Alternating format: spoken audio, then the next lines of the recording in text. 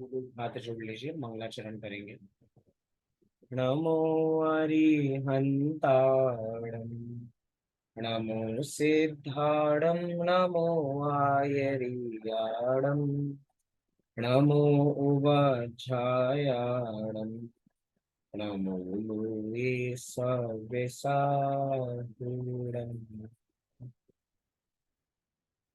यहाँ से मैं ज्ञानानंद स्वभावियों का पाठ प्रारंभ करते हैं। मैं ज्ञानानंद जैसा मैं ज्ञानानंद स्वभावी हूँ। मैं हूँ अपने में स्वयं पूर्ण, पर कि मुझ में कुछ गंध नहीं। मैं अरस अरूपी अस्पर्शी, पर से कुछ भी संबंध नहीं। मैं रंग राग से भिन्न, भेद से भी मैं भिन्न निराला हूँ। मैं हूँ अखंड चैतन्य पिंड, निज रस में रमने वाला हूँ। मैं ही मेरा करता धरता, मुझ में पर का कुछ काम नहीं। मैं मुझ में रहने वाला हूँ, पर में मेरा विश्वास। मैं शुद्ध बुद्ध अविरुद्ध एक, पर परिणति से अप्रभावी हूँ। आत्मानुभूति से प्राप्त तत्व, मैं ज्ञानानंद स्वभावी। मैं ज्ञानानंद स्वभावी, मैं ज्ञानानंद स्वभावी। बीड़ी चलाए। इस प्रकार हमने यहाँ पर मैं ज्ञानानंद स्वभावियों का पाठ पूर्ण किया। पिछली कक्षाओं में हमने एक बहुत ही सुंदर पाठ को प्रारंभ किया था, जिसका नाम था शास्त्रों के अर्थ करने की पद्धति। शास्त्रों के अर्थ करने की पद्धति अर्थात किसी भी ग्रंथ को पढ़ा जाए तो आखिर पढ़ा कैसे जाए, उसका आखिर स्टाइल क्या है। जब तक उस स्टाइल को नहीं पहचानेंगे तब तक हम उस चीज को समझ ही नहीं पाएंगे। क्रिकेट के अंदर कौन सा क्रिकेटर कौन सा शॉट कैसे मारता है, इसका सबका अपना अपना स्टाइल है। कि भैया वो हेलीकॉप्टर शॉट खेलते हैं, या वो कैसी बैट बराबर घुमाते हैं, वो कैसी बॉल डालते हैं, वो कैसी कीपिंग बराबर करते हैं, सबका अपना अपना स्टाइल है। ऐसे ही शास्त्रों को अर्थ करने के भी अपने अपने स्टाइल हैं। और अपने अपने स्टाइल क्यों है? क्योंकि चारों के चार अनुयोगों का प्रयोजन अलग अलग है। चाहे उन उन सभी चारों के चार अनुयोगों का एक ही मात्र उद्देश्य है, वीतरागता। लेकिन वो वीतरागता कैसे मिलेगी, वो वीतरागता कैसे हितकर बराबर होगी, तो चारों के चार अनुयोग अलग अलग तरीके से एक ही चीज को प्रस्तुत बराबर करते हैं। पिछली कक्षा में हमने एक उदाहरण बराबर देखा था कि भारत में ट्रेडिशन है कि भैया भारत में सभी महिलाएं अक्सर साड़ी पहनती हैं। ट्रेडिशन है बराबर हम सभी का। लेकिन साड़ी पहनने का स्टाइल सब सब देशों के अंदर, सब शहरों के अंदर अलग अलग है। आप हमारे यहाँ जाएंगे, मतलब नॉर्थ इंडिया के अंदर बराबर आएंगे तो जैसे साड़ी पहनते हैं इस तरफ करके बराबर पहनेंगे। आप साउथ के साइड जाएंगे तो जैसे धोती पहनते हैं उस साइड में बराबर पहनते हैं। किसी का पल्ला आगे आता है, किसी का पल्ला इस तरफ आता है, मतलब सबका पहनने का स्टाइल अलग अलग है, लेकिन पहनी एक ही चीज जाती है। ऐसे ही हम कह रहे हैं कि भैया जिनवाणी में मात्र वीतरागता ही है, बस उसका स्टाइल अलग अलग है। लेकिन उस स्टाइल को अगर हमने नहीं समझा तो हम अर्थ का अनर्थ बराबर कर सकते हैं। मतलब कि चारों नियोगों की अपनी कथन पद्धति अलग अलग है, हमें बस उसके कहने की अपेक्षा समझनी है। इसी को थोड़े भारी मतलब शास्त्रीय शब्दों में बराबर कहूं तो वो किस अपेक्षा से कही जा रही है, उसका कौन सा न्याय है। अगर वो हमें न्याय समझ में आ जाए तो सारी बात हमारी क्लियर हो जाएगी। इसको ही कहते हैं कि वक्ता के अभिप्राय को न्याय कहते हैं। वक्ता के अभिप्राय को न्याय कहते हैं माने कि वक्ता जो बात कह रहा है, वक्ता कौन है? जैसे इस समय मैं बोल रहा हूं तो मैं वक्ता हूं। तो मैं जो बात आपको जिस अपेक्षा से समझाना चाहता हूं, आप उस बात को उसी अपेक्षा से समझना, उसी पॉइंट ऑफ व्यू से समझना। अगर अपना पॉइंट ऑफ व्यू लगा के मेरा पॉइंट ऑफ व्यू मैच करना चाहोगे तो क्लैश होगा। और जहां क्लैश होगा वहां पर कह रहे हैं कि भैया हमने शास्त्रों की वाणी ढंग से पकड़ी ही नहीं। जिसको हमने आखिरी आखिरी में देखा था कि अगर जिनवाणी में निश्चय न्याय का कथन है तो उसको निश्चय न्याय से ही मैच करना। अगर व्यवहार न्याय का कथन चल रहा है तो व्यवहार कथन से ही मैच करना। व्यवहार न्याय भी भैया एक तरीके का नहीं है, व्यवहार भी बहुत तरीके का है। अगर सद्भूत व्यवहार न्याय से कथन है तो सद्भूत व्यवहार न्याय से ही पकड़ना। अगर असद्भूत व्यवहार न्याय से कथन है तो उसे असद्भूत व्यवहार न्याय से ही पकड़ना।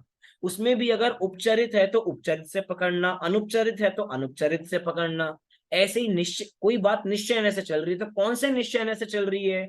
अशुद्ध निश्चय न्याय से चल रही है, शुद्ध निश्चय न्याय से चल रही है, एक देश शुद्ध निश्चय न्याय से चल रही है, साक्षात चल रही है, परम शुद्ध निश्चय न्याय से चल रही है। भैया वक्ता के अभिप्राय को न्याय कहते हैं। मतलब वक्ता जो बात आपको जिस अपेक्षा से समझाना चाहता है, आप उस बात को उसी अपेक्षा से ग्रहण करेंगे तो मतलब हमें वो पद्धति समझ में आ रही है, हमें वो स्टाइल समझ में आ रहा है। स्टाइल समझना बहुत मुश्किल है वास्तव में। स्टाइल समझना मुश्किल इसीलिए है क्योंकि जैसे हम स्कूल जाते हैं तो स्कूल में कम से कम 9 पीरियड लगे, तो 9 टीचर्स जो हमारे सामने आते हैं सबके पढ़ाने का स्टाइल अलग अलग है। चलो ठीक है, ये तो हुआ। जब हम स्कूल में थे तो स्कूल के अंदर हमारी एक क्लास के, हर क्लास के 12-12 सेक्शन थे। मतलब कि अगर ए से शुरू होंगे तो एल तक सेक्शन जाएंगे, A B C। अब इतने सारे टीचर्स बराबर हमारे स्कूल में है, मतलब अगर मैं टेंथ में था, जिस स्कूल में टेंथ तक बराबर था, टेंथ में 480 बच्चे टेंथ टेंथ में थे बराबर। अब कम से कम उन सबको पढ़ाने के लिए 4-5 टीचर्स तो बराबर लगेंगे मैथ्स के, एक एक सब्जेक्ट के। सभी लोग मैथ्स पढ़ा रहे हैं लेकिन सभी के मैथ्स पढ़ाने का स्टाइल अलग अलग है। और हर स्टाइल को समझना कि भैया कौन सा टीचर किस समय क्या बोल रहा है, उस बात को उसी तरीके से ग्रहण करना, इसकी हम यहाँ पे बात बराबर समझ रहे हैं। बहुत सुंदर पाठ है। दो लोगों का संवाद बराबर चल रहा है, पंडित टोडरमल जी का और दीवान रतनचंद जी का। दीवान रतनचंद जी के बहुत सुंदर सुंदर प्रश्न हैं और उन्हीं के समाधान पंडित टोडरमल जी हमें यहाँ पर बराबर देते जा रहे हैं। वही सारे प्रश्नों को हम यहाँ पे बराबर देख रहे हैं। आप में से ही आप ही लोग इसको पढ़ेंगे बराबर संवाद को, पिछली बार भी हमने ऐसा ही किया था। एक पंडित टोडरमल जी बनेंगे और एक दीवान रतनचंद जी बनेंगे।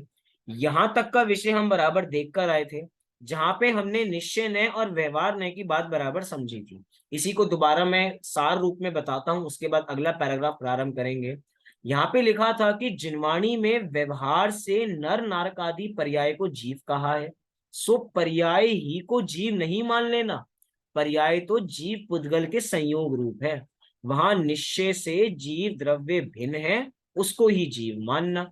मतलब यहां पर कहना चाहते हैं कि भैया अगर चढ़ना नियोग है तो चढ़ना नियोग यही कहेगा कि हमें जीवों की रक्षा करनी है। देखो देखो वहां चींटी जा रही है, उसको नहीं मारना, मच्छर को नहीं मारना। तो भैया मच्छर के जीव है क्या? नहीं, मच्छर की आत्मा जीव है। लेकिन मच्छर को नहीं मारने से बोलो मच्छर की आत्मा बचेगी या नहीं बचेगी? बचेगी। अर्थात हमने उसकी पर्याय से द्रव्य पकड़ा। व्यवहार ने क्या करता है? व्यवहार ने दो को मिला के कथन करता है, दो चीजों को मिलाएगा आपस में और कथन बराबर करेगा, मतलब अशुद्ध कथन करेगा। और निश्चय ने बिल्कुल शुद्ध कथन करेगा, वो कहेगा कि भैया मैं नहीं जानता शरीर कौन है, शरीर मेरे से बिल्कुल अलग है, मेरी उसकी कोई रिस्पॉन्सिबिलिटी नहीं है। लेकिन शरीर और आत्मा का एक कथन भी किया जाएगा। कहाँ किया जाएगा? वो चंडन युग में किया जाएगा। चंडन युग में भी किस अपेक्षा से किया जाएगा, उस अपेक्षा को हमें बराबर समझना पड़ेगा। ये कह रहे हैं कि भैया जो कथन जिस अपेक्षा से किया जाए उस अपेक्षा को हमें समझना चाहिए। चलिए यहां से हम अपना विषय प्रारंभ करते हैं। दीवान रतनचंद जी और पंडित टोडरमल जी से कौन पढ़ेगा पंडित रतनचंद जी का कैरेक्टर? सुरेंद्र जी। पंडित टोडरमल जी का कौन? मैं पढ़ूं सर? रितु जी। चलिए प्रारंभ करते हैं। तो इस प्रकार व्रत, शील, संयम आदि को व्यवहार से मोक्ष मार्ग कहा होगा। परद्रव्य का निमित्त मिटने की अपेक्षा से व्रतशील संयमादि को मोक्ष मार्ग कहा। सो इन्हीं को मोक्ष मार्ग नहीं मान लेना, क्योंकि परद्रव्य का ग्रहण त्याग आत्मा के हो तो आत्मा परद्रव्य का कर्ता हर्ता हो जावे, परंतु कोई द्रव्य किसी द्रव्य के अधीन है ही नहीं। अतः आत्मा अपने रागादिक को त्याग कर वितरागी होता है। निश्चय से वितराग भाव ही मोक्ष मार्ग है।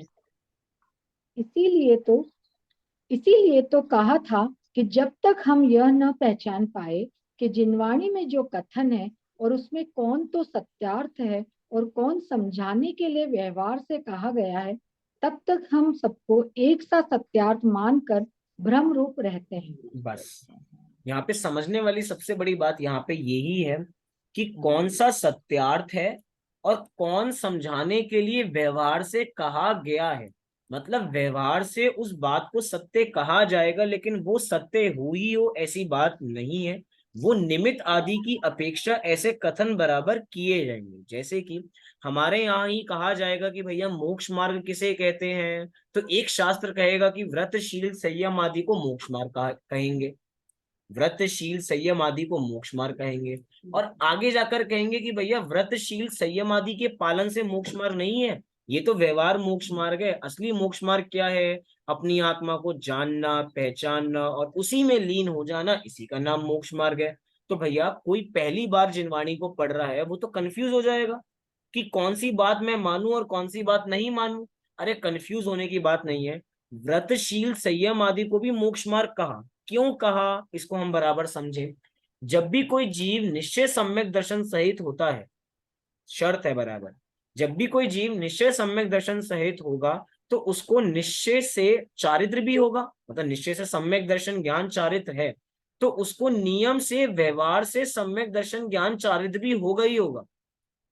लेकिन जिसको व्यवहार से मतलब कि वो बाहर में उसके चारित्र दिखाई देता है तो उसके निश्चय से भी चारित्र हो ही हो ऐसा जरूरी नहीं है। मतलब कि निश्चय से व्यवहार की व्याप्ति तो है, लेकिन व्यवहार से निश्चय की व्याप्ति नहीं है, अविनाभाव नहीं है।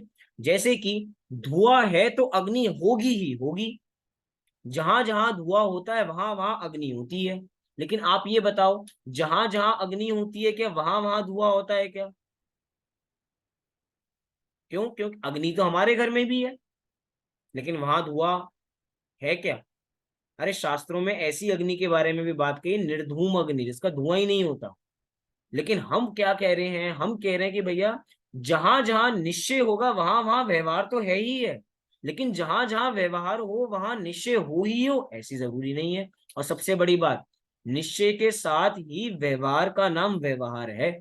अगर निश्चय के साथ व्यवहार नहीं है और कोई समझे कि हम बाहर में संयम अंगीकार कर लेंगे, हम बाहर में देश व्रत ले लेंगे, हम बाहर में 28 मूल गुणों का पालन कर लेंगे और अपनी आत्मा की प्राप्ति होगी नहीं, तो वो बहुत बड़े भ्रम में है कि मुझे चारित्र भी है। कि भैया दो तरीके के चारित्र सुने थे हमने, व्यवहार चारित्र और निश्चय चारित्र। अभी मुझे निश्चय चारित्र तो हुआ नहीं लेकिन व्यवहार चारित्र हो गया। अरे बहुत बड़ा भ्रम है, व्यवहार चारित्र हो गया। व्यवहार चारित्र उसी को होता है जिसको निश्चय चारित्र होता है। जिसको तीन कषाय चौकड़ी के अभाव पूर्वक आत्मानुभूति होगी, उसी के 28 मूल गुण 28 मूल गुण में बराबर आएंगे। बाकी सब तो क्या है? बाकी सब हमारे शास्त्रों में लिखा बाल तप है, और बाल तप माने अज्ञानियों का तप है। पता है नहीं और करते जा रहे हैं बराबर। लेकिन उसके बावजूद भी सबसे पॉइंट बराबर क्या है? चरना नियोग तो यही कहेगा कि 28 मूल गुणों के पालन करने का नाम चारित्र है, पानी छानने का नाम चारित्र है, रोज मंदिर जाने का नाम चारित्र है, देव शास्त्र गुरु की आराधना करने का नाम चारित्र है, रात्रि भोजन नहीं करने का नाम चारित्र है। लेकिन समझिए, इसको कहा जा रहा है तो किसी अपेक्षा से कहा जा रहा है। ये बात 100% सत्यार्थ हो ऐसी नहीं है, ये व्यवहार का कथन है। और व्यवहार का कथन मिश्रित कथन होता है। हम सभी रोज मंदिर जाते हैं नहीं जाते हैं? हाँ जी कि ना जी? सब जाते हैं। तो बोलो हम सभी सम्यक दृष्टि, तो बस कब बन रहे हैं हम सभी भगवान? लेकिन उसके बावजूद भी नहीं है, जल्द बन रहे हैं। हाँ जल्द बन रहे हैं, लेकिन जल्द कब बन रहे हैं? जल्द तो बन रहे हैं लेकिन जल्द कब बनेंगे बराबर?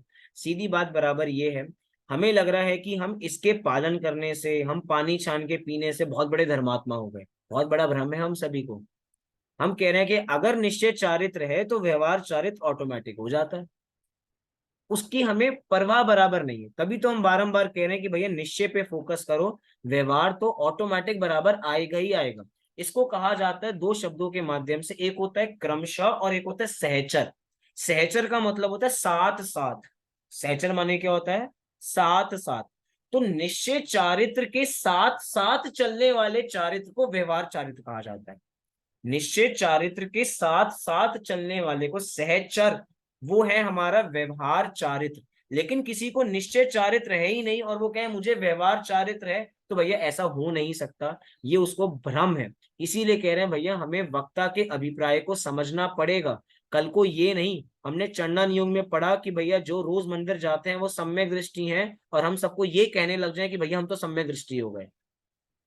नहीं, वो सम्यक दृष्टि इसलिए कहा है, क्यों कहा? अच्छा, तो फिर शास्त्रों में झूठ लिखा है क्या? वो सम्यक दृष्टि नहीं है? अरे है सम्यक दृष्टि, लेकिन वो चंडा नियोग वाला सम्यक दृष्टि है, द्रव्य नियोग वाला नहीं है, खंडा नियोग वाला नहीं है। अच्छा, चारों नियोगों के सम्यक दृष्टि अलग अलग होते हैं क्या? अरे नहीं, चारों नियोगों के सम्यक दृष्टि अलग अलग नहीं होते। हमें मात्र उसकी अपेक्षा समझनी है। जो मंदिर जा, अच्छा सम्यक दृष्टि रोज मंदिर जाता होगा या नहीं जाता होगा? वो छान के पानी पीता होगा या नहीं पीता होगा? पीता होगा बराबर। अभक्ष का सेवन करता होगा क्या सम्यक दृष्टि जीव? नहीं, अभक्ष का सेवन नहीं करता होगा। सबसे बड़ी बात यह है, निश्चय चारित्र पकड़ में नहीं आता। जो चीज पकड़ में आती है वो सारी बाहर की चीजें हैं, इसकी वजह से इनको भी सम्यक दर्शन का कारण बता दिया गया शास्त्रों में। क्योंकि भैया हम कैसे कहें कि कोई सम्यक दृष्टि बराबर है? हम भैया अच्छे अच्छे बच्चे के लक्षण क्या है? कोई मुझे बताएगा अच्छे बच्चे के लक्षण क्या है? जो अपने माता पिता का कहना माने, जो रोज सुबह जल्दी उठे, जो आप काम उसको कहो वो काम बराबर करे, मोबाइल कम चलाए बराबर, रोज उसको एक्सरसाइज बराबर करनी चाहिए। ये सारी बातें हम सभी के घर में होती होंगी नहीं होती होंगी? सारे बच्चे देर से उठते हैं, हो सकता है मैं भी देर से उठता हूँ। मेरे पापा भी मुझे रोज सुबह कहते हैं भैया रोज एक्सरसाइज बराबर किया करो, मैं कभी एक्सरसाइज नहीं करता हूँ। तो आदर्श हूं क्या मैं? लेकिन व्यवहार में आदर्श उसी को कहा जाएगा जो सारे काम बराबर कर रहा है। अर्थात बाहर से चारित्र दिख रहा है, इसीलिए चंडा नियोग उसको चारित्रवंती कह रहा है। लेकिन असली चारित्र कब होगा? जब हमारी कषाएं जाएंगी, जब हम अपनी आत्मा में लीन होंगे, तब असली चारित्र होगा। यही बात यहाँ पे बराबर बताई गई कि निश्चय से वीतराग भाव ही मोक्ष मार्ग है। निश्चय से तो वीतराग भाव मोक्ष मार्ग है, लेकिन वीतराग भाव के साथ साथ जो चारित्र होगा वो व्रतशील संयम आदि वाला मोक्ष मार्ग है। वो दिखेगा, लेकिन क्या वो ही मोक्ष मार्ग है? नहीं, वो ही मोक्ष मार्ग नहीं है। मोक्ष मार्ग उसके अलावा भी बहुत कुछ है। इसीलिए कहा कि, इसीलिए तो कहा था कि जब तक हम ये ना पहचान पाए कि जिनवाणी में जो कथन है उसमें कौन तो सत्यार्थ है और कौन समझाने के लिए व्यवहार से कहा गया है, तब तक हमको सबको एक सा सत्यार्थ मानकर भ्रम रूप रहते हैं। सबको एक जैसा बराबर मानते हैं, लेकिन सब एक है नहीं। आगे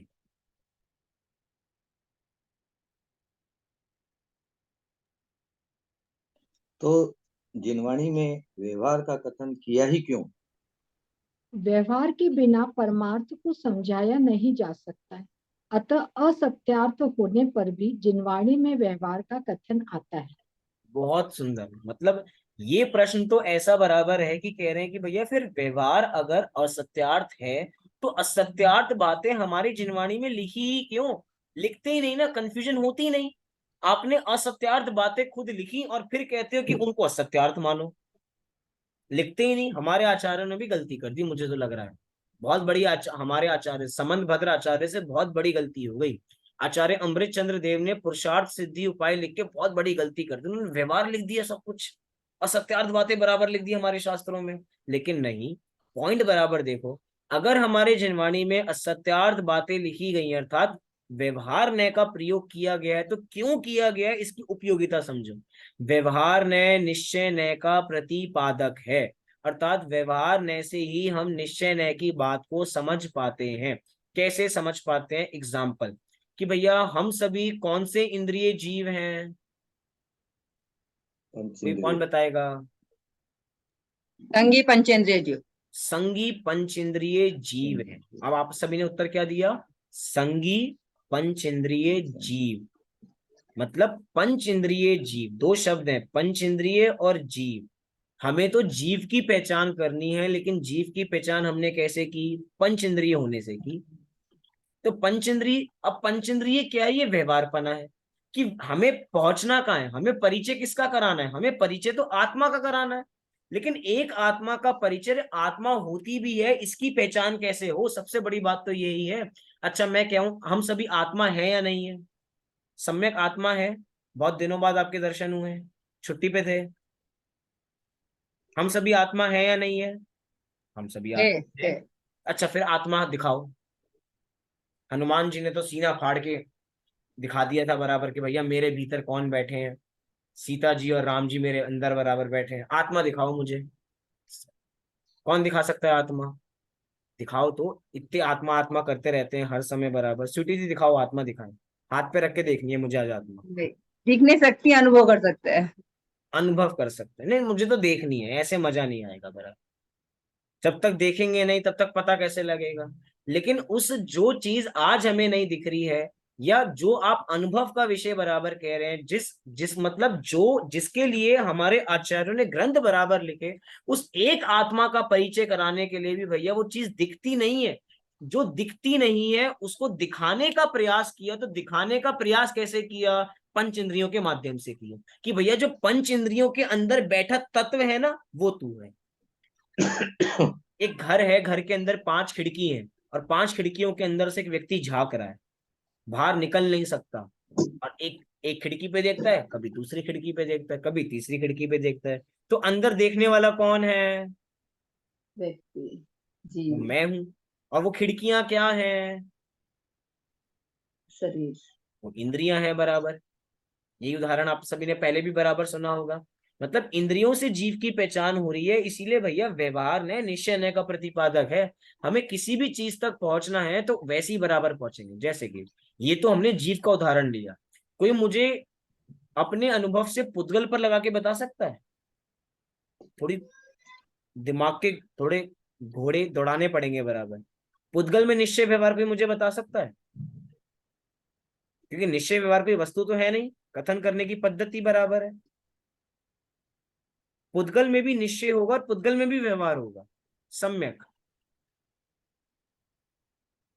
पानी उससे व्यवहार जैसे पानी का गिलास बोलते हैं, निश्चित है तो स्टील का गिलास था जिसको सब पानी बता।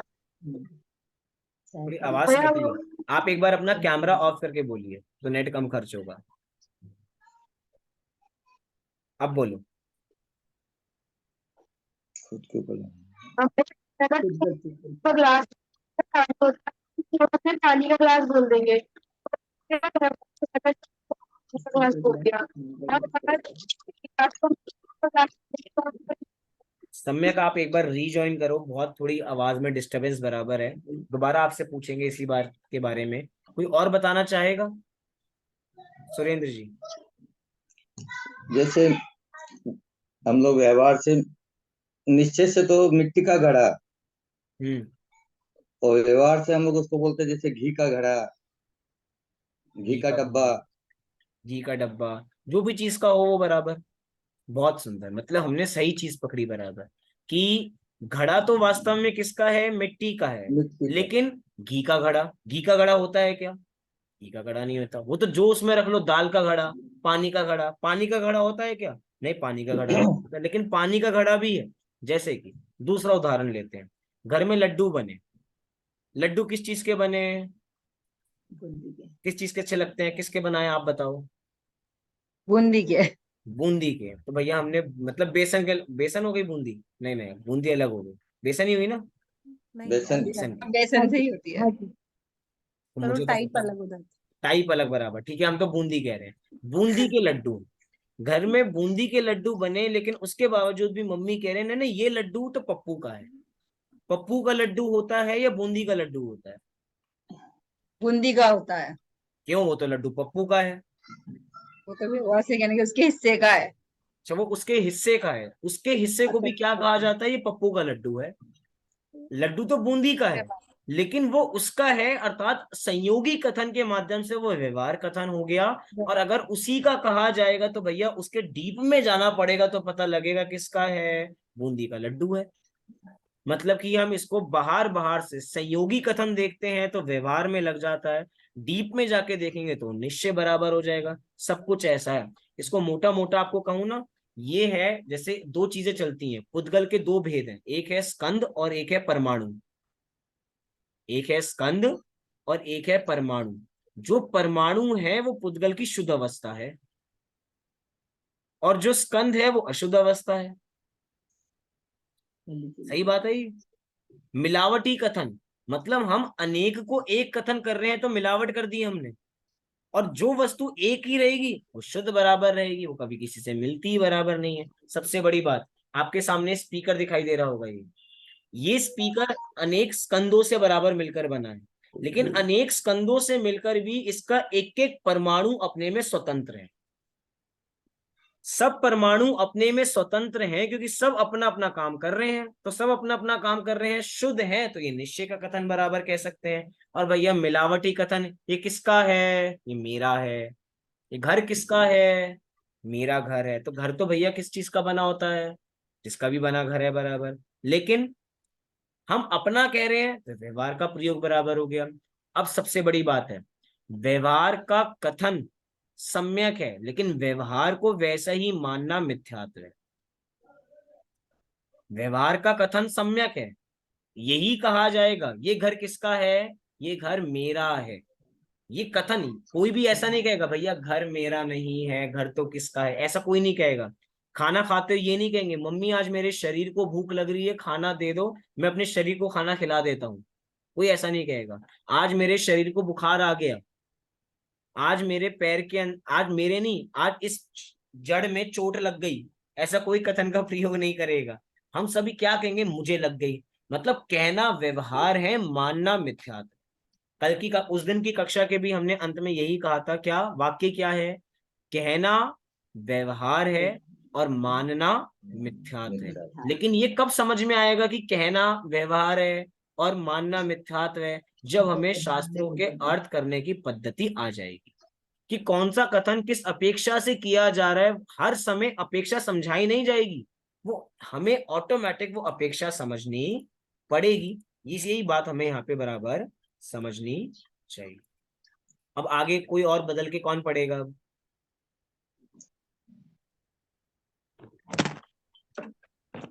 मैं प्रियंका जी। हाँ मैं पढ़ू भैया? हाँ तो प्रियंका जी आपके दीवान मैं रतन कोडल जी। मर्जी बन जाती हूँ। हाँ ठीक है। चलिए। व्यवहार के बिना निश्चय का उपदेश कैसे नहीं हो सकता? निश्चय नहीं से तो आत्मा पर द्रव्यों से भिन्न, स्वभाव से अभिन्न स्वयं सिद्ध वस्तु है।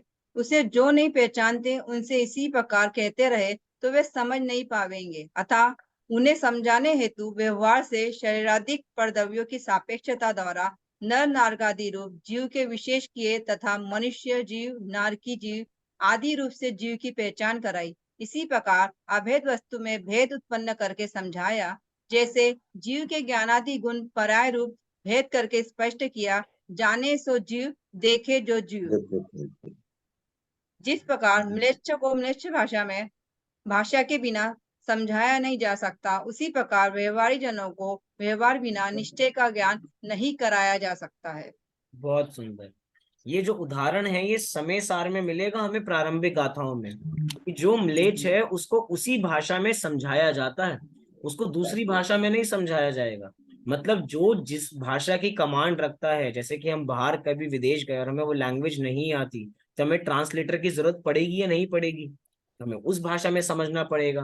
हम कह रहे हैं शास्त्रों की भी अपनी अपनी भाषा बराबर है। व्यवहारी जनों को तो व्यवहार के बिना समझ में आएगा ही नहीं, इसीलिए कह रहे हैं कि उसी प्रकार व्यवहारी जनों को व्यवहार बिना निश्चय का ज्ञान नहीं कराया जा सकता। सबसे बड़ी बात है कि हमें आज तक निश्चय वाली बात की खबर ही नहीं है। हम तो अक्सर व्यवहार से अर्थात संयोगों से, मिलावटी कथन में दुनिया जीते हैं। इसीलिए उसी तरीके से उस चीज को बराबर समझाया जाएगा। हम सभी ने कभी ना कभी, अगर आप लोगों ने प्रशिक्षण शिविर आप लोगों ने अटेंड किया क्या कभी? प्रशिक्षण शिविर जो 18 दिन का शिविर लगता है, कभी अटेंड नहीं किया? तो आप सबने नहीं किया तो आपको अटेंड करना चाहिए। एक बार तो जीवन में होना चाहिए कि 18 के 18 दिन आप वो प्रशिक्षण शिविर अटेंड करें कि आखिर पढ़ाते कैसे। 18 दिन में टीचर बनाया जाता है, 18 दिन में बच्चों को कैसे पढ़ाएं, धर्म ही बराबर। मतलब बीएड 3 साल की होती है, वहां पे 18 दिन में कराई जाती है।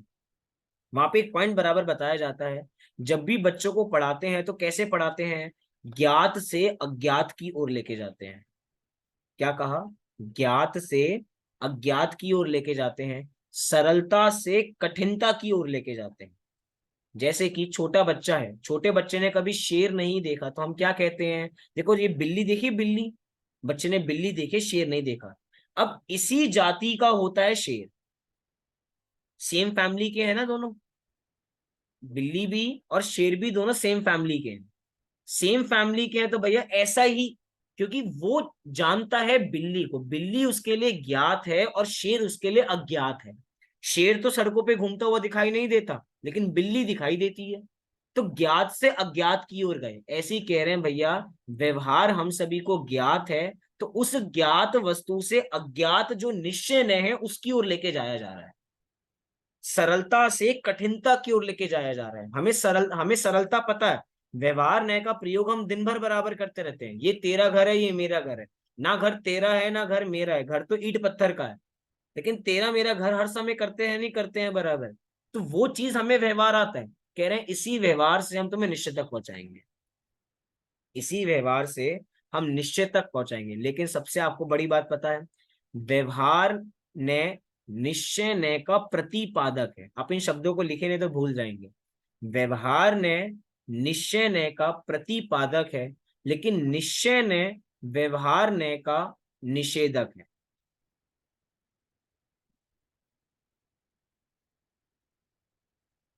व्यवहार ने निश्चय ने का प्रतिपादक है और निश्चय ने व्यवहार ने का निषेधक है। सभी ने लिखा तो इसको समझते हैं। बाकी लोग कक्षा में, सम्यक, कुसुम जी, ऋतु जी, दिया, आप सभी हैं कक्षा में? जी भैया।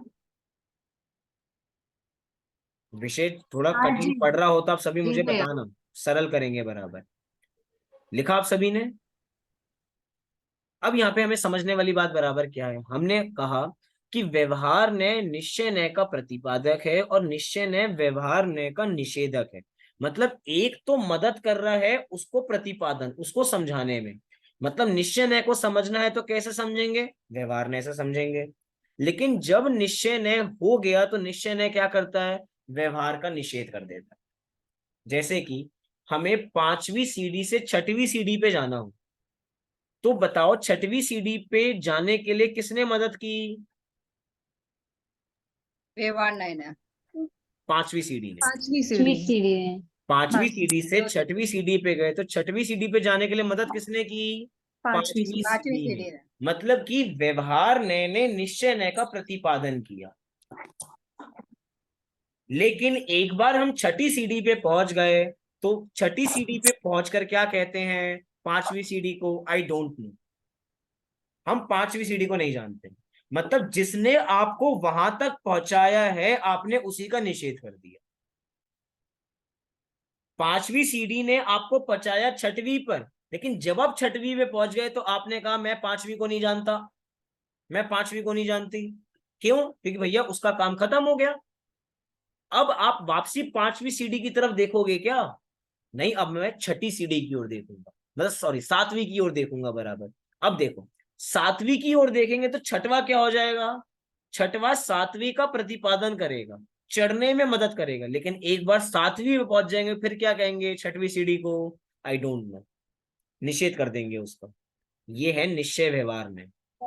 मतलब व्यवहार ने निश्चय न्याय का प्रतिपादन कर रहा है, लेकिन एक बार निश्चय न्याय की प्राप्ति हो जाएगी तो हम कहेंगे भैया हम व्यवहार न्याय को जानते ही नहीं है इसको। ये तो हुआ एग्जाम्पल, एग्जाम्पल को सिद्धांत पे कैसे लगाएंगे।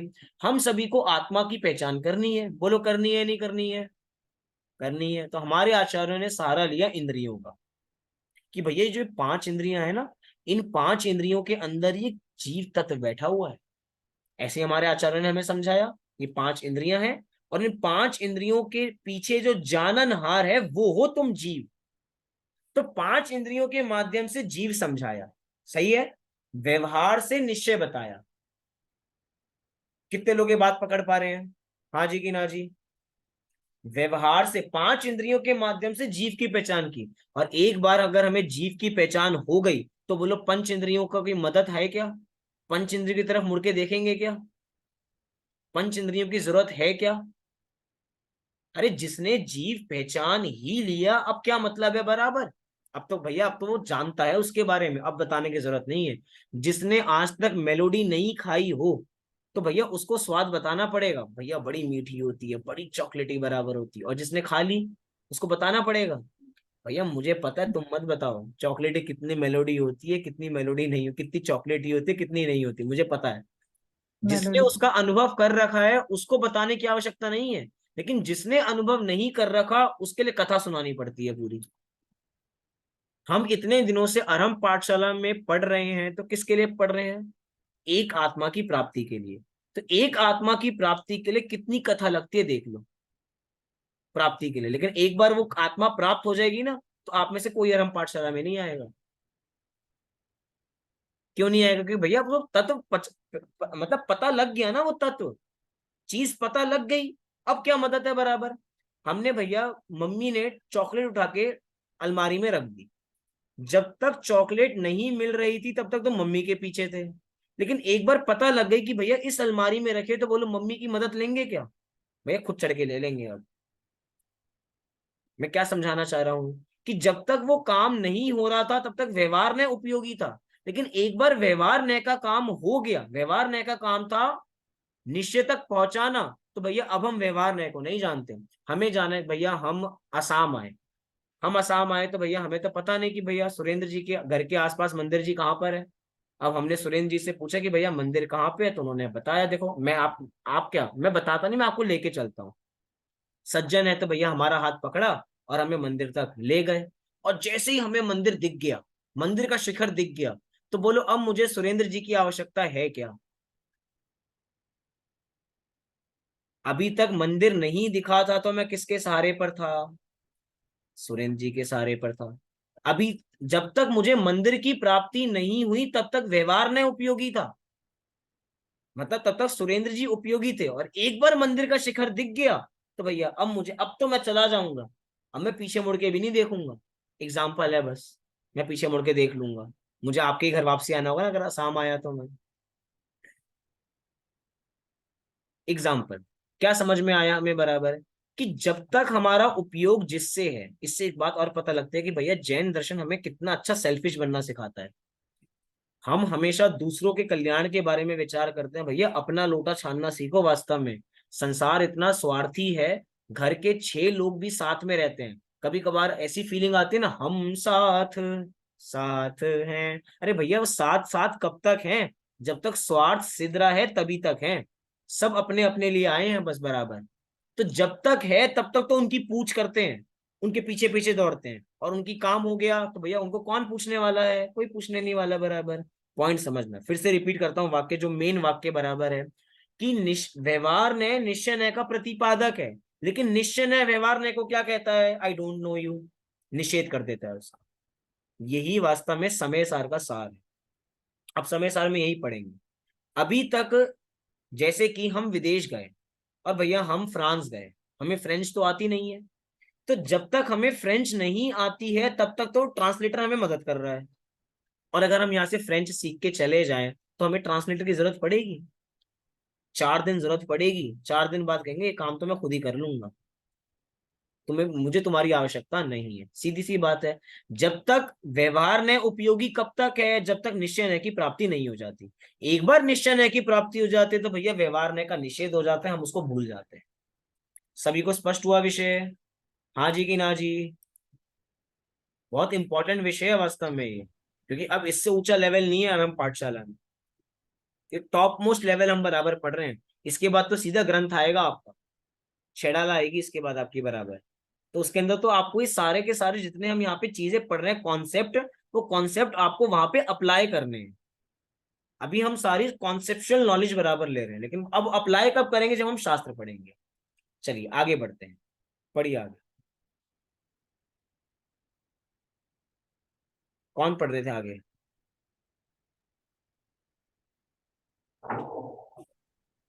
मैं पढ़ूं फिर से? पढ़ो पढ़ो।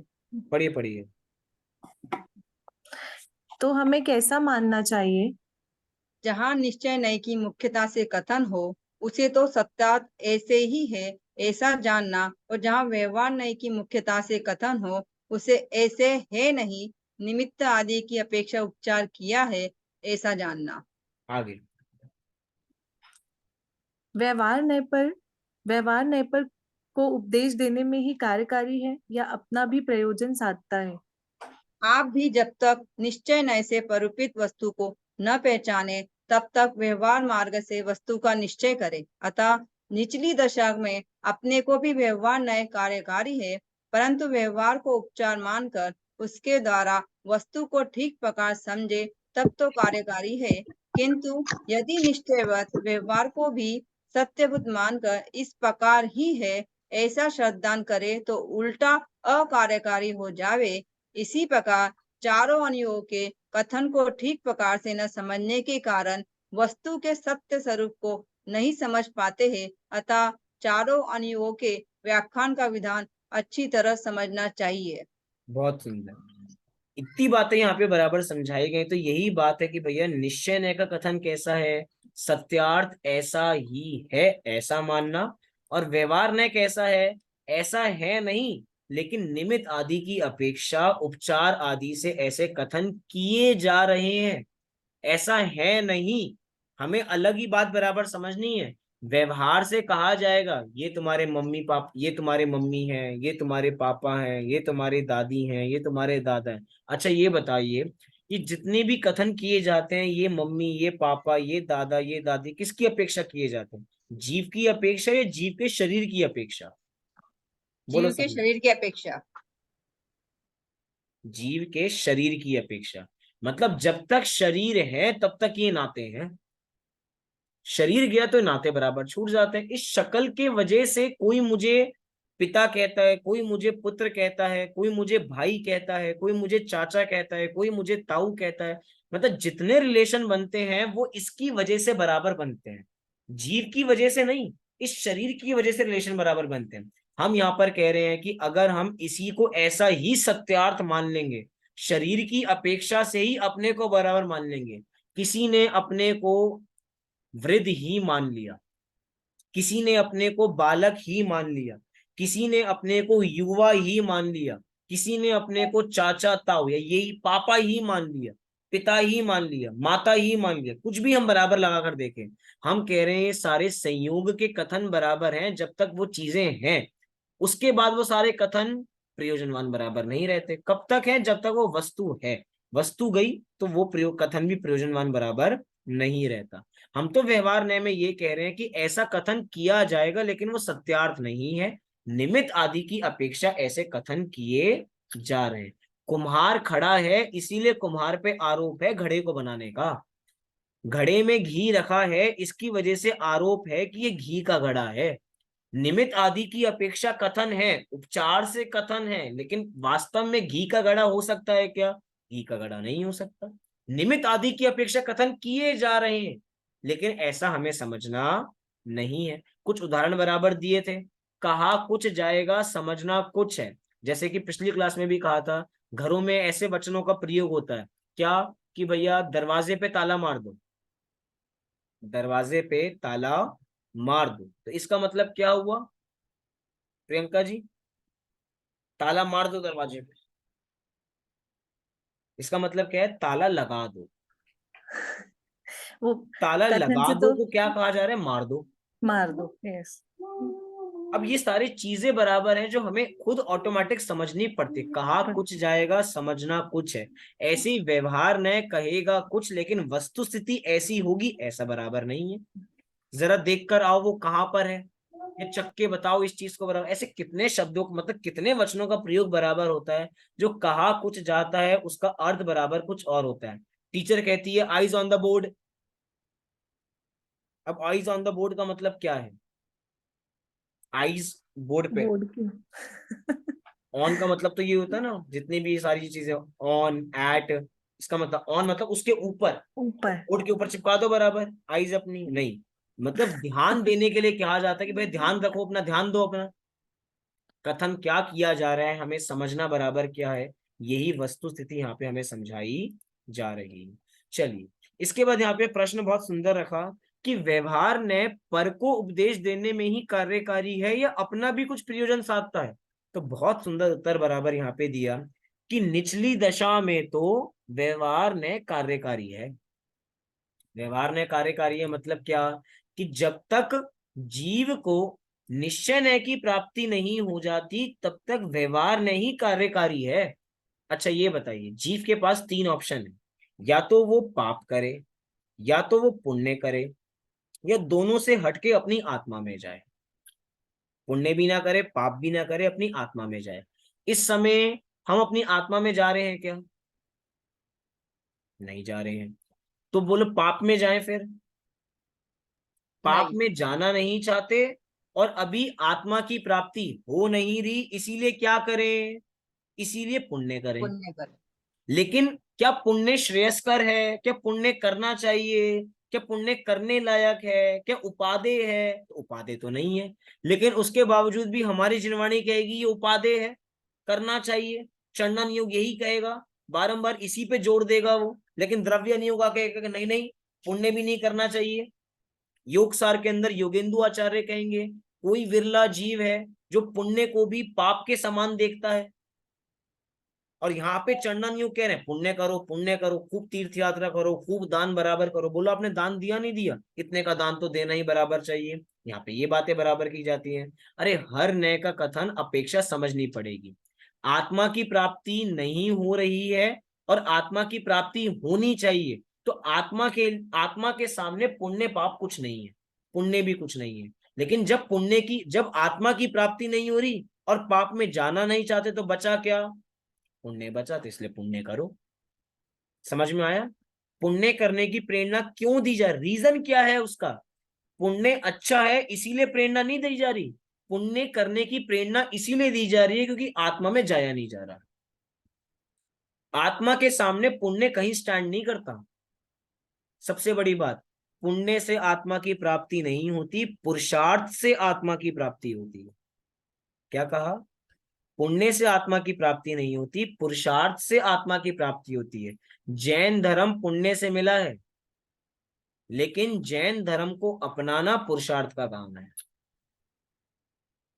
आज ये कक्षा हमें पुण्य के उदय से मिली है, लेकिन इस कक्षा को अपने अंदर बिठाना ये पुरुषार्थ का काम है। मतलब प्रवचन में आना पुण्य का उदय है, लेकिन प्रवचन को अंदर बिठाना ये पुरुषार्थ का काम है।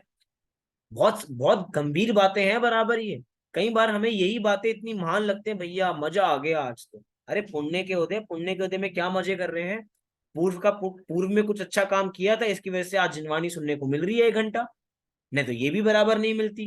लेकिन इसमें आपने क्या किया? हमने तो कुछ नहीं किया, हमें तो अब करना है पुरुषार्थ। करना है नहीं करना? कक्षा के अंतिम 10 मिनट बचे हैं, 10 मिनट में सम्यक दर्शन कर लें, हो जाएगा 10 मिनट में? हो तो जाएगा, लेकिन करने वाला चाहिए, पुरुषार्थ चाहिए। पुरुषार्थ करेंगे तो हो जाए। पुरुषार्थ करेंगे तो हो जाएगा। कब करेंगे पुरुषार्थ? सेंटेंस तो बहुत अच्छा बोला प्रियंका जी, पुरुषार्थ करेंगे। कब करेंगे? पंडित जी से मुहूर्त निकलेगा तब करेंगे बराबर। हम इसी के इंतजार में बराबर बैठे, कब वो सही समय आएगा, कब वो सही समय आएगा। अरे यही सही समय है। वास्तव में विचार करने वाली बात है। अभी इस समय मतलब पूरे भारत के अंदर बारिश की वजह से इतनी तबाही बराबर मची हुई है। आप देखो लोगों की जिंदगी में जाकर, कब किसकी जिंदगी कब खत्म हो जाए कोई भरोसा बराबर नहीं है। अभी रात को सो रहे थे और भैया कब पानी आया और कब पानी ले गया बराबर पता ही नहीं लगा। गाड़ी की गाड़ी, मतलब ब्रिज के ब्रिज टूटे बराबर मिल रहे हैं। भैया हमारी दिल्ली में तो और बुरा हाल है, हर जगह पानी बराबर भरा पड़ा है, लाल किला हमारा डूब गया बराबर। अब वास्तव में विचार करो, जो लोग जहां पर हैं उनकी स्थिति ऐसी है कि कुछ नहीं पता। काल की काली घटा प्रत्येक क्षण मंडरा रही, हर समय सिर पे तलवार लटकी पड़ी है। उसके बावजूद भी हम क्या कह रहे हैं? पुरुषार्थ करेंगे तो हो जाएगा। वो तो हमें भी पता है, जो बच्चा पढ़ेगा वो पास हो जाएगा। अरे लेकिन पढ़ना तो पड़ेगा ना, ये तो नियम है ही। कि जो पढ़ेगा वो पास हो जाएगा, लेकिन कब पढ़ेंगे, कब पुरुषार्थ करेंगे? हम जिस छत के नीचे बैठे हैं उसका भरोसा नहीं है कि वो छत कितने समय तक ऊपर है। हो सकता है अभी इसी कक्षा के 1 मिनट बाद भूकंप आए और हम में से कोई ना बचे बराबर। तो बोलो वो 1 मिनट कितना कार्यकारी है, 1 मिनट में क्या वो काम बराबर हो सकता है? वो सारे काम हो सकते हैं जो 1 मिनट में करना चाहे। हमें पता लग जाए कि भैया अब दुनिया को खत्म होने में 1 घंटा बचा है, तो बोलो क्या करेंगे? सबसे अलग अलग पूछता हूँ, नीलम जी, 1 घंटा बचा है दुनिया खत्म होने में, तो सबसे पहले आपकी टास्क लिस्ट में सबसे पहला टास्क क्या होगा? क्या करना है 1 घंटे? अपनी आत्मा को समझने का पुरुषार्थ करना। सालों मिल रहे हैं तो आत्मा प्राप्त हो नहीं रहा, 1 घंटा कह दिया तो हम आत्मा प्राप्त कर लेंगे अब। नहीं, अब पता है अपने पास एक ही घंटा है। एक ही घंटा है? देखो ये तो कक्षा में बोल रहे हैं आप सब, घर पे आके पूछूंगा ना सब अपना अलग अलग उत्तर देंगे। अरे वहां पे वो पैसा रखा, वहां से वो पैसा निकालना है, खाने की ये काम तो जिंदगी में किया नहीं था, एक बार तो ये जरूर बराबर करना ही करना है। ऐसे सर समझ में आता है लेकिन पुरुषार्थ ही नहीं लगता है बस। पुरुषार्थ करना चाहता नहीं है, हमारी रुचि नहीं है। हम रुचि अपनी नहीं है, शक्ति सही वहां बात है। खर्च ही नहीं करना चाहते हैं। वास्तव में विचार कीजिए, हम कितनी देर इसको देते हैं और कितनी देर विषयों को देते हैं, इससे हमारा क्राइटेरिया पता लग जाता है बराबर हमारी रुचि कहाँ है। इसी के बाद घंटों बातें करने में नींद नहीं आएगी, लेकिन कक्षा में हो सकता है 2-3 बार उबासी ले लियो हमने। सही बात है। इस घर के मतलब आज के वातावरण के अंदर कोई ऐसा व्यक्ति नहीं है जो 12 बजे से पहले सोता हो। ये मैं बच्चों की बात नहीं कर रहा, बड़े से बड़ा व्यक्ति भी 12 बजे से पहले नहीं सोता, क्योंकि भैया आजकल फोन आ गए हैं, सब अपने फोन में। लेकिन कक्षा में आने पे लोगों को आलस बराबर आता है, नींद बराबर आती है। बाहर घूमने जाना हो तो बहाना नहीं ढूंढना पड़ता, और कक्षा में जाने के लिए बहाना ढूंढना पड़ता है, जाना चाहिए, जाएंगे तो काम होगा। वही वो प्रियंका जी ने बिल्कुल सही लाइन बोली बराबर, पुरुषार्थ करेंगे तो हो जाएगा। करेंगे कब करेंगे, करेंगे कब, वो कब समय नहीं निकल पा रहा ना। अगर हमें जिंदगी में अपने सपने पूरे करने होते ना, सपनों पे डेट डालनी पड़ती है। आपको पता है नियम है बराबर। आप कभी भी ये साइकोलॉजी की किताबें बराबर पढ़ें, या जैसी किताबें आती हैं rich dad poor dad, how to control our mind, ऐसी किताबें बराबर पढ़ें तो उसमें लिखा होता है कि भैया हम अपने सपनों को पूरा करना चाहते हैं तो सपनों पे डेट डालें। सपनों पे डेट डालें मतलब अगर हमें बड़ा घर चाहिए तो कब तक चाहिए लिखो, आप लिखोगे नहीं तो कभी घर की प्राप्ति नहीं होगी। हाँ अच्छा, हमें मर्सिडीज कब चाहिए, जब मिल जाएगी तब मिल जाएगी, बैठना होगा बैठ जाएंगे, अरे ऐसे तो कभी नहीं बैठेंगे। अब डेट डालो। हम कह रहे हैं हमें सम्यक दर्शन चाहिए तो कब चाहिए, डेट तो डालो एक बार, कब चाहिए बोलो। अभी भी 5 मिनट है, कब चाहिए सम्यक दर्शन? अभी चाहिए, बस अभी चाहिए। तो वो अभी वाला पुरुषार्थ कब होगा बराबर? तुरंत बराबर होगा। घर में मेहमान आने हो और पता लग जाए भैया घर से सामान मतलब सामान खत्म हो रहा है, तुरंत व्यक्ति भागता है। हम कह रहे हैं भैया आत्मा का फ्यूल मतलब हमारा शरीर का फ्यूल कब खत्म हो जाएगा, उसकी प्राप्ति नहीं की गई और डाउन हो गए तो बोलो कब करेंगे प्राप्ति? अभी पांचों इंद्रियां चल रही हैं, आंखों से देख पा रहे हैं, कानों से सुन पा रहे हैं, मुंह से जिनवाणी बोल पा रहे हैं, तो इंद्रियों के सही चलते काम कर लें। विषयों के अंदर जितना समय बर्बाद करेंगे वो समय बर्बाद ही है। गप्पे लगाते हुए समय कैसे बीतता है पता नहीं लगता, लेकिन कक्षा का एक एक मिनट एक एक घंटे जैसा लगता है। ये रियलिटी है वास्तव में। आप देखोगे ना रेशियो है, इस कक्षा के अंदर मतलब आप ग्रुप में देखेंगे तो 20 जने हैं, और अभी कक्षा में कितने जने हैं? 8 9 अरे 9 तो मुझे मिलाकर है, मिला के ऐसे 8। आज तो एक नहीं 9 भी बराबर है। आज सुरेंद्र जी के साथ आंटी भी हाँ। बराबर है। अब ये चीज बराबर देखो, मैं क्या कहना चाहता हूँ, रुचि क्या है। हम सभी साथ में जुड़े, 18 लोग जुड़े, लेकिन 18 भी पूरे नहीं, क्यों? क्योंकि रुचि नहीं है। चलो आप अब आपको लोगों को लग रहा होगा कि भैया जो नहीं आए हम उनसे कितने अच्छे हैं, थोड़ा थोड़ा लगा ना एक बार को, उनसे तो हम अच्छे हैं कि वो तो आते ही नहीं और हम तो आ जाते हैं बराबर। अरे आ भी गए तो क्या कर लिया, क्या कर लिया? जो नहीं आए और हम आ गए, दोनों सेम पोजीशन पे खड़े हैं। उनको भी आत्मा की प्राप्ति नहीं है, हमें भी आत्मा की प्राप्ति नहीं है। हमें इतना घमंड और हो गया कि हम उनसे अच्छे हैं। मतलब हमारी गाड़ी आगे नहीं बढ़ी, हम सीधी बात बस ये कह रहे हैं। पुरुषार्थ करना होगा तो कब करना होगा? अभी करना है। मैं तो कह रहा हूँ आज तो ज्यादा समय हो गया, 12 बजे से पहले, आज सोने से पहले सम्यक दर्शन लेके सोना। जो उसके बाद नींद आएगी वो सुकून की नींद होगी बराबर, नहीं तो हर समय टेंशन बराबर। आप एक बार गुस्सा करो तो गुस्सा करते हुए हमारे माथे पे कितनी लकीरें आ जाती हैं ना, इससे पता लगता है कि हम कितना हर समय टेंशन में बराबर रहते हैं।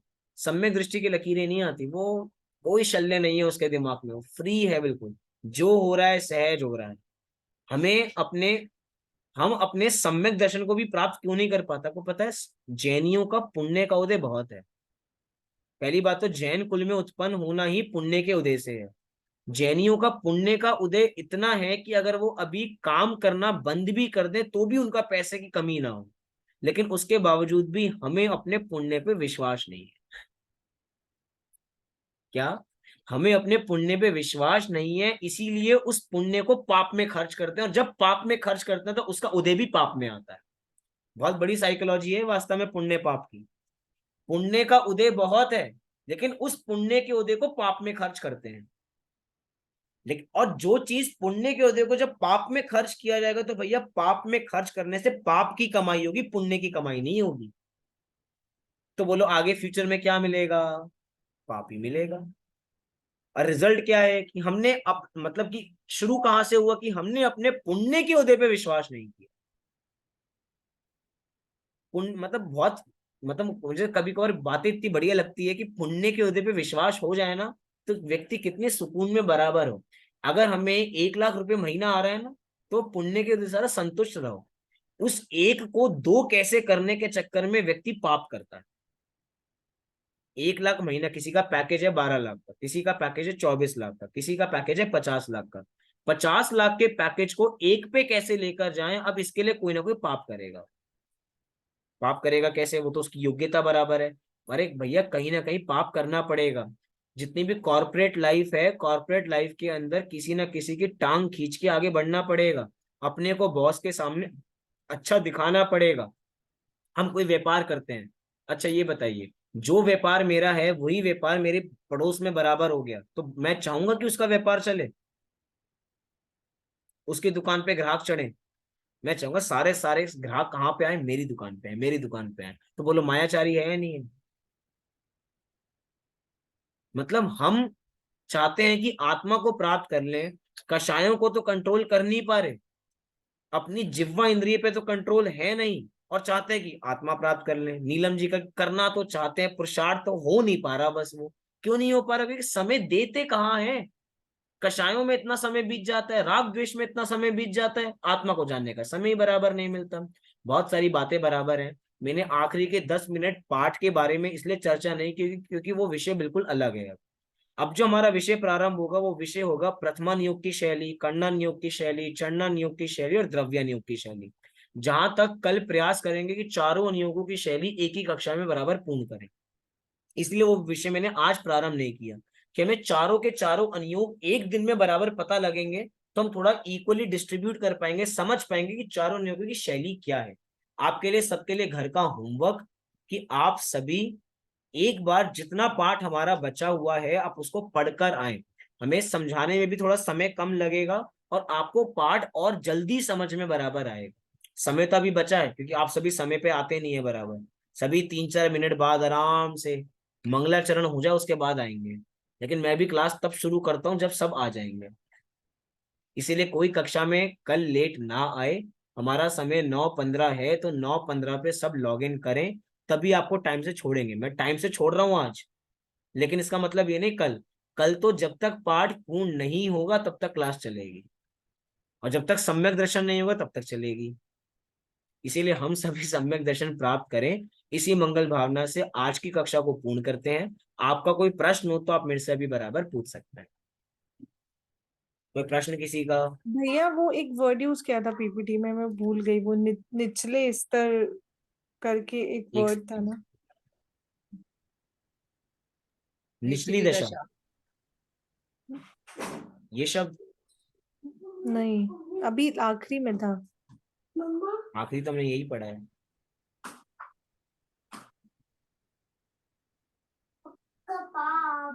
हाँ 1 मिनट, हाँ यही था शायद। निचली अतः दशा निचली अतः दशा में निचली दशा में अपने अपने अपने को को भी व्यवहार व्यवहार में में कार्यकारी निचली है। दशा मतलब निचली दशा माने कि जब तक हमें निश्चय की प्राप्ति नहीं हो रही तब तक वो निचली दशा है। मतलब जैसे ही हम अपनी आत्मा का उपयोग नहीं लगा पर आत्मा से बाहर आए तो वो निचली दशा है। ये सबके लिए है, सम्यक दृष्टियों के लिए भी है। मुनिराज का उपयोग जब आत्मा में नहीं टिकता तो उनके लिए व्यवहार में कार्यकारी है, तभी तो 28 मूल गुणों का पालन करते हैं। लेकिन कब कार्यकारी है? जब आत्मा में उपयोग नहीं लग रहा तब। लेकिन जब आत्मा में उपयोग लग गया तो भैया वो अब 28 मूल गुणों का पालन भी कार्यकारी नहीं है। वो एग्जाम्पल याद रखना, 5वीं से 6ठी सीढ़ी पे गए तो 5वीं ने 6वीं को मदद किया, लेकिन 6वीं पे पहुंच के 5वीं सीढ़ी का कोई काम बराबर नहीं बचता। ऐसा। और किसी का कोई प्रश्न? भैया ऐसे भी कह सकते हैं ना कि अशुभ में से हम शुभ में तो आ गए, लेकिन जब शुद्ध उपयोग हो गया तो शुभ का भी कोई काम नहीं रहा उसमें। बहुत सुंदर। असली बात तो बराबर यही है।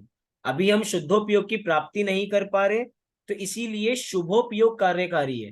अशुभ में जाना नहीं चाहते, शुद्ध की प्राप्ति नहीं हो रही तो बचा क्या? शुभोपयोग बचा। लेकिन एक बार शुद्धोपयोग की प्राप्ति हो जाए तो शुभोपयोग भी कार्यकारी नहीं है। ऐसा। चले अभी की सर बात में हम ऐसे मोक्षमय प्रकाशक जी में कुदेव वाले अध्याय में बताया है ना कि मतलब उछले स्तर पर हम जो सामायिक करते हैं वो भी विष के समान है। ये लाइन आई थी उसमें। वो भी विष के समान है। वो विषय भी प्रकरण बहुत इंपॉर्टेंट है कि हाँ आगे जी। चीजें ऊपर पहुंचते जाते हैं तो निचली दशा कार्यकारी नहीं रहती है, क्योंकि हम आगे स्टेप बढ़ रहे हैं, पीछे नहीं कर रहे हैं। चलिए बहुत सुंदर, आज की चर्चा बढ़िया हुई। अब हम कल बराबर मिलेंगे 9:15। आप सभी यथा समय बराबर जुड़े। अभी के लिए सभी को सादर जय श्री राम। जय जय जिनेन्द्र। जय जिनेन्द्र। जय जिनेन्द्र। मम्मा